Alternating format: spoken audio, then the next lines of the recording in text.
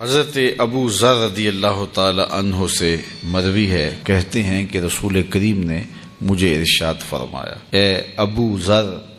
تو جہاں بھی ہو رب سے ڈرتے رہنا، اور جب تجھ سے گناہ ہو جائے تو گناہ کے بعد نیکی کرنا، وہ نیکی گناہ کو مٹا ڈالے گی، اور لوگوں کے ساتھ حسن اخلاق سے پیش آنا۔ تو کس قدر تاکید فرمائی اور بار بار ہمیں اس بات کا حکم دیا گیا۔ آپ لوگوں سے الگ تھلگ ہو جاتے ہیں کہ لوگوں کے رویے تلخ ہو گئے ہیں۔ آج جس دور سے ہم گزر رہے ہیں تو آپ رشتہ داریوں میں دیکھ لیجئے، ہمسائیگیوں میں دیکھ لیجئے، حتیٰ کہ ہمیں ممبر و محراب سے بھی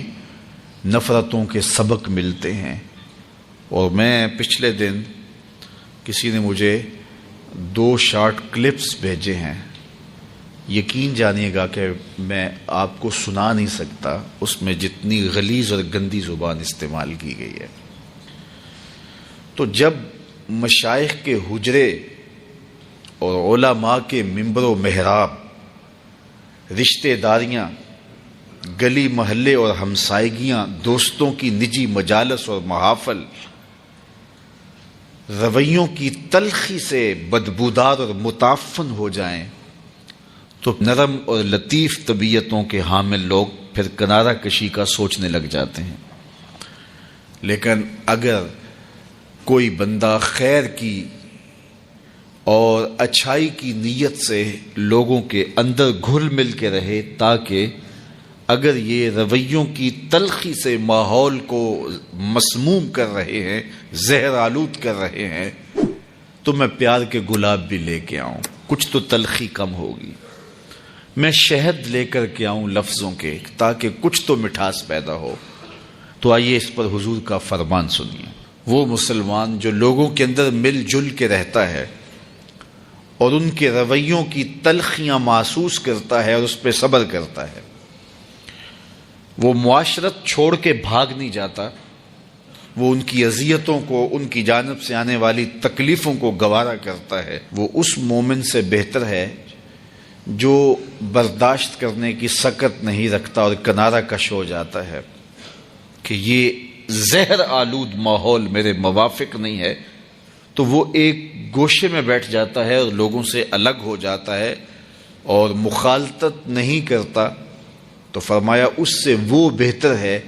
جو معاشرے کے اندر رہ کے تکلیفیں گوارا کر لیتا ہے، لیکن اپنے پیار کی خوشبو سے ماحول کو معطر کرنے کی کوشش میں لگا رہتا ہے۔ چونکہ اگر سارے لوگ الگ ہو جائیں کہ یہاں تو پگڑیاں اچھلتی ہیں، عزتیں اچھالی جاتی ہیں، یہ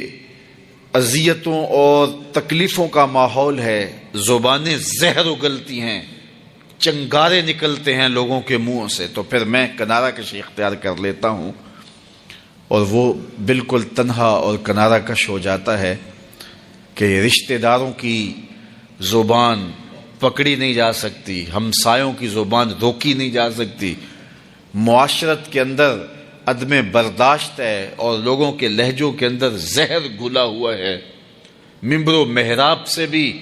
خیر کی آوازیں سننے کو نہیں ملتی، تو اب میں کیا کروں، میں الگ ہو جاتا ہوں۔ تو